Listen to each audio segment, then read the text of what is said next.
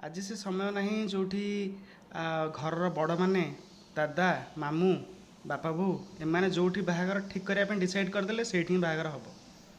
ଏବେ ଯଦି ପିଲାମାନେ ଯେଉଁଠି ପସନ୍ଦ କରୁଛନ୍ତି ଘରର ବଡ଼ମାନେ ସେଇଠି ଆପେ ଆପେ ରାଜି ହେଇଯାଉଛନ୍ତି। ସେମାନେ ତାଙ୍କର ପିଲାମାନଙ୍କ ଡିସିସନ୍ଟାକୁ ଗ୍ରହଣ କରି ନେଇଯାଉଛନ୍ତି। ଆଜିକାଲିର ସିଷ୍ଟମ୍ ଏମିତି ହେଇସାରିଛି। ତେଣୁ ପୁଅମାନଙ୍କୁ ମୁଁ ଏଇଟା କହିବା ପାଇଁ ଚାହିଁବି, ସେମାନେ ଏତେ କନଫିଡେଣ୍ଟଲି ବସନ୍ତୁନି ଯେ ହଁ ଆମ ଘରେ ଜଣକୁ ଖୋଜିବେ ଆଉ ତାଙ୍କ ଘର ବି ରାଜି ହେଇଯିବେ, ଦୁଇ ଘର ରାଜି ହେଲା ଫଳରେ, ଦୁଇ ଘରର ବଡ଼ମାନେ ରାଜି ହେଲା ଫଳରେ ଆମ ବାହାଘର ହେଇଯିବ। ସେମିତି ଆଜିକାଲି ଆଉ ହେଉନି। କେଜାଣି କେଉଁଠି ବହୁତ ମାନେ ବହୁତ ରୁରାଲ୍ ଏରିଆ ବା ବହୁତ ମଫସଲ ଏରିଆରେ ସେମିତି ଯଦି ହେଉଥିବ, କିନ୍ତୁ ସହର ଏରିଆରେ ବା ଆଧୁନିକ ସମାଜରେ ବହୁତ ଏଗୁଡ଼ା କମିଯାଇଛି, ଆଉ ବହୁତ ହିଁ କମ୍ ହେଇଯାଇଛି ଏଗୁଡ଼ା। ତେଣୁ ପୁଅମାନଙ୍କୁ ମୁଁ ବିଶେଷ ଭାବରେ କହିବି, ସେମାନେ ନିଜର ଷ୍ଟାଟସ୍, ନିଜର ଫାଇନାନ୍ସିଆଲ୍ ଷ୍ଟାଟସ୍, ନିଜର ଆର୍ଥିକ ସ୍ଥିତି ଏଇଟାକୁ ବିଶେଷ ଭାବରେ ଗୁରୁତ୍ୱ ଦିଅନ୍ତୁ। ନହେଲେ କେଉଁ ଝିଅ ଆପଣଙ୍କୁ ପସନ୍ଦ କରିବ ନାହିଁ, କେଉଁ ଝିଅ ଆପଣଙ୍କୁ ଗ୍ରହଣ କରିବା ପାଇଁ ଚାହିଁବନି।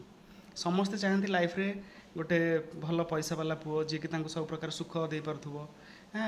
କେବଳ ଭଲ ପାଇବାରେ, କେବଳ ମନରେ ଏଗୁଡ଼ା ପେଟ ପୁରେନି ବା ତୁମର ପୋଷାକ, ତୁମର ଇଚ୍ଛା ଏଗୁଡ଼ା ପୂରଣ ହୋଇପାରିବ ନାହିଁ। ତେଣୁ ବିଶେଷ କରିକି ନିଜ ଆର୍ଥିକ ସ୍ଥିତିକୁ ବଢ଼ାଇବା ପାଇଁ ଗୁରୁତ୍ୱ ଦେବା ମାନେ ନିହାତି ଆବଶ୍ୟକ।